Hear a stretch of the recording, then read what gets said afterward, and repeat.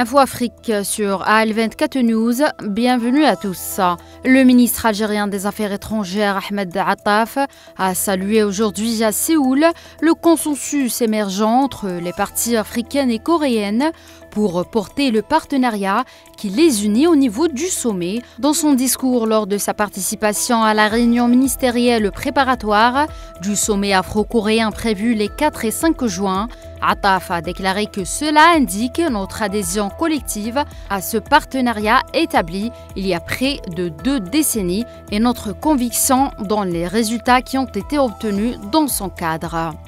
Les 22 membres de l'OPEP+ se sont accordés ce dimanche sur l'extension jusqu'à fin 2025 de leur coupe actuelle de production pour soutenir le cours de pétrole miné par de nombreuses incertitudes. Dans ce contexte, le ministre de l'Énergie algérien Mohamed Arqab a participé à une réunion de coordination réunissant les pays de l'OPEP+,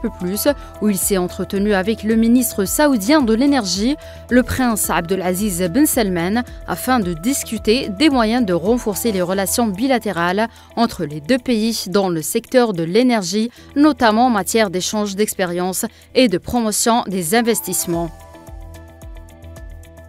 Le diplomate sahraoui et représentant du Front Polisario en Australie, Kamel Fadel, a appelé le propriétaire du groupe Fortescue à cesser ses investissements car ils vont dans le sens de la poursuite d'une occupation brutale qui viole les droits du peuple sahraoui et offre des opportunités pour armer l'armée marocaine et ainsi renforcer un fait accompli qui est rejeté par le peuple sahraoui et par les Nations Unies elles-mêmes.